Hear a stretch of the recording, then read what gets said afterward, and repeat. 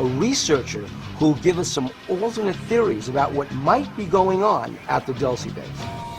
In 1990, I brought a Japanese television crew right here in Dulce. We wanted to know what was going on.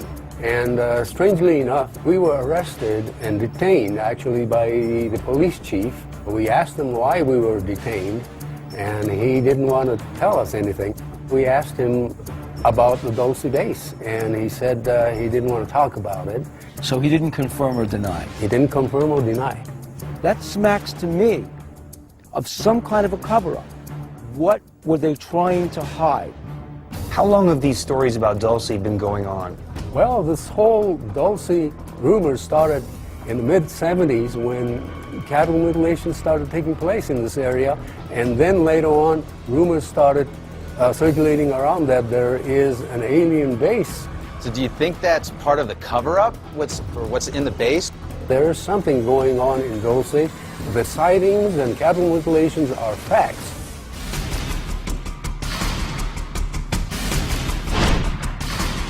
We're on our way for a meeting with Gabe Valdez, a retired New Mexico State police officer.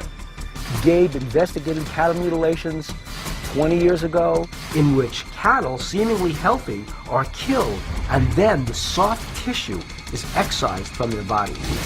We hope he'll share whatever he learned with us. In my profession, you have to focus on physical evidence. And the physical evidence that we found doesn't come from outer space. Can you tell us what you found? Gas masks, monitoring instruments, radar shaft, and helicopter activity. Finally, something tangible, and from a New Mexico State trooper, no less. This is a story from Dulce that I can get behind. But I found out they were coming and marking the cattle ahead of time, and then later on they'd hit him with a tranquilizer, and then they'd take the lymph nodes out of it. The lymph nodes were consistent from each mutilation case. Then they would take more stuff out to kind of confuse people. And what about this argument that it's just coyotes or ants or some wild animal that's killing the cattle? Coyotes don't wear gas masks. They're doing testing on cattle, and it's very apparent because he's found evidence. He has tangible things such as a gas mask, glow sticks, some sort of devices. It points to humans, not aliens. Were your people able to ever figure out what this research is about? We suspect that it's not disclosable. It's not the extraterrestrials, Gabe said. It's us. But who? The government? The military? Some unknown shadow government organization? Gabe wouldn't tell us. Who would be keeping this a secret? Well, because of the consequences. Gabe said the consequences would be too dangerous. We're taking pictures of a lot of helicopter activity in the area. These were just taken 10 days ago.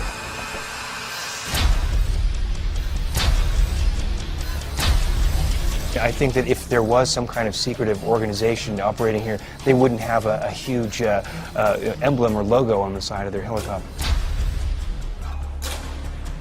The aliens are so advanced in technology, why do they leave all these physical evidence behind? We have alternate opinions now on whether there are UFOs and extraterrestrials, or whether the craft, the unknown lights people are seeing, are really unconventional aircraft that we're using.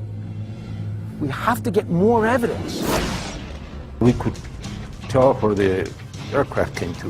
They didn't do the whole process. This is what we found inside the fetus of a mutilated cow. But it was not a cow fetus. Some part of it was, and the other wasn't. What are we looking at here? Is this a head?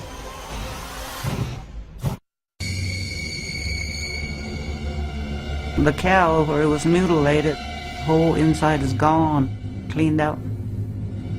Gabe Valdez is giving us a whole new approach to the cattle mutilations he investigated.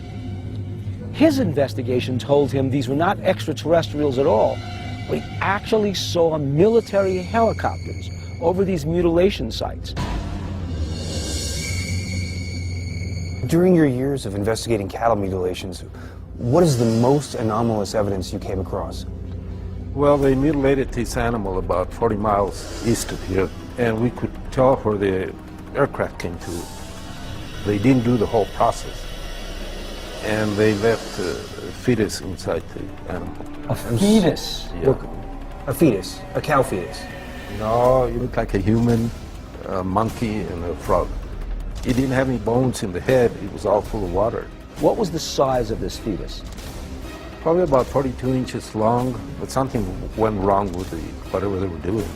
What you're implying is that that cow is being used as an incubation chamber for a cloned creature. Exactly. My God. What are we looking at here? Is this a head? That's the front part is the head. This is bizarre. And was this open when you found it? Yeah, it was open. These are amazing photographs, and it's incredible that this kind of evidence was even left behind. But I'm still not convinced that this is the result of some sort of exotic testing going on at an underground base here in Dulce. And are these the eyes? Yes. We really had to retrieve them back in order to see them. So there are eyes underneath Yeah, there are. that fur skin going on. Look at the ear. That's an ear? Yeah, that's the ear. It's an ear of the human. What happened to the fetus? We took it and had it analyzed. It was very confusing to the veterinarians. Did the vet identify anything as human in that fetus? Yeah, I think he could tell the eyes were. Honestly, this just looks like some crazy genetic experiment gone completely wrong. Yes.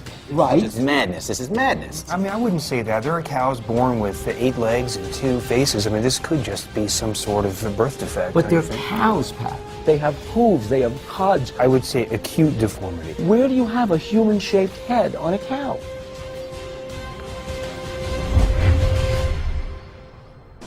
Well, the fetus photos were horrifying. This was definitely some kind of a monstrosity. I can't say for a fact whether this is the result of some kind of genetic hybrid experiment or merely a genetic mutation, maybe even just a birth defect. What Gabe is telling us says that there's a lot going on here that would require some sort of facility to operate out of. If that's the case, Dulce, New Mexico is still a prime candidate for this underground base, and I still want to find it. There was a whole busload of kids that morning, and we all saw it. I remember little kids were screaming. The little girls were rushing to the head of the bus, and they were holding onto the cloak of the priest. I couldn't believe my eyes. I was looking at a flying disc. My name is Darren Vigil Gray, and I've seen a UFO come from the area of Archuleta Mesa.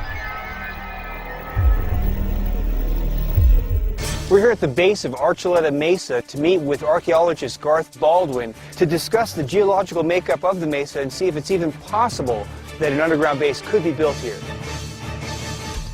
Garth, we're here at the base of the Archuleta Mesa, inside of which there's reputed to be a top-secret base for genetic engineering. I guess the question for all of us is, what kind of engineering would it take to have created such a base inside the Earth? Can you tell us about the rock formations and what kind of rock we're dealing with?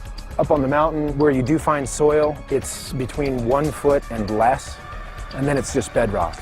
The upper strata up there that you can see exposed is a columnar basalt. That's much too fragmentary for any kind of drilling or anything else. It makes great fence posts, but it wouldn't necessarily support being ground out inside. But below that, there's layers of basalt that are more structurally sound. There's also sandstones below that. It sounds like top layer, very, very difficult to drill through. They'd have to start